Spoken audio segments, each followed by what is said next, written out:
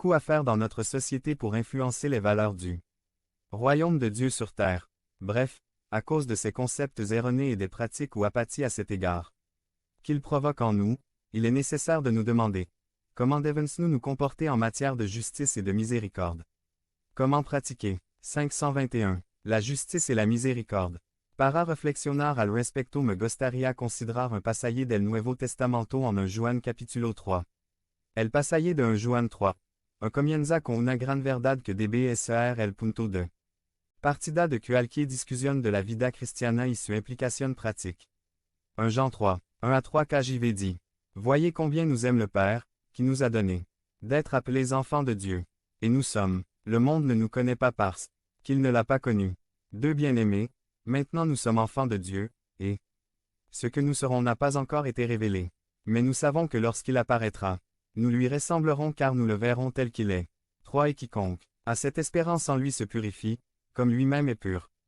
Jean commence ce chapitre en faisant une déclaration qui devrait remplir le cœur de joie de tout vrai croyant en Jésus-Christ.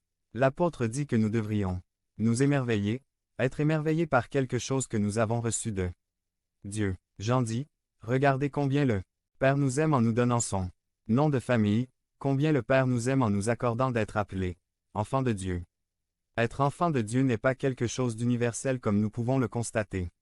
Nous sommes, tout, une création de Dieu, mais le Seigneur manifeste son amour d'une manière particulière envers ceux à qui il accorde d'être appelés ses enfants. Joanne confirme, c'est ce que nous sommes. C'est notre identité. Être enfant de Dieu. D'emblée, cela établit un contraste entre celui qui est enfant de Dieu et le monde. L'enfant de Dieu a connu Dieu, mais le monde, le système de vie qui ne reconnaît pas Dieu, déteste Dieu et ses enfants. En raison de notre origine et de notre identité, le monde ne nous comprend pas non plus, il ne nous tolère pas, il ne nous tolère pas, il nous déteste. De nos jours, n'importe qui peut écrire ou télécharger n'importe quelle déclaration ou pensée personnelle tordue sur les réseaux sociaux, et cela est applaudi, respecté et toléré. Point. Mais lorsqu'un chrétien écrit une vérité biblique éternelle qui contredit les mensonges du monde, il reçoit immédiatement des centaines de commentaires de haine, d'intolérance et de manque de respect. Jean dit que le monde ne nous connaît pas, nous, les enfants de Dieu, parce qu'il ne connaît pas non plus notre Père. Mais Jean poursuit en disant que cette identité d'enfant de Dieu par le pur amour et la volonté du Père Céleste a encore quelque chose à révéler. Notre identité ne s'est pas encore manifestée dans toute sa splendeur. Mais le jour viendra où le Christ reviendra, où notre identité d'enfant de Dieu montrera toute sa glorieuse splendeur parce que notre Sauveur est glorieux. Ce jour-là, nous lui ressemblerons parce que nous le voyons tel qu'il est. Et Jean conclut que ces vrais enfants de Dieu qui gardent cette espérance de voir le Seigneur face à face, essaient de vivre dans la pureté devant Dieu. Parce que notre Seigneur est pur.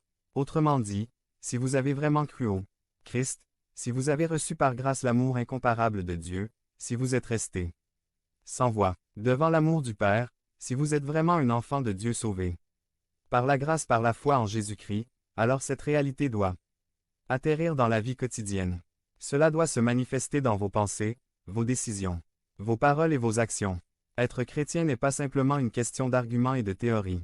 Être chrétien, être enfant de Dieu, c'est mener une vie quotidienne guidée et fondée sur les réalités spirituelles que Dieu a créées à travers le Christ.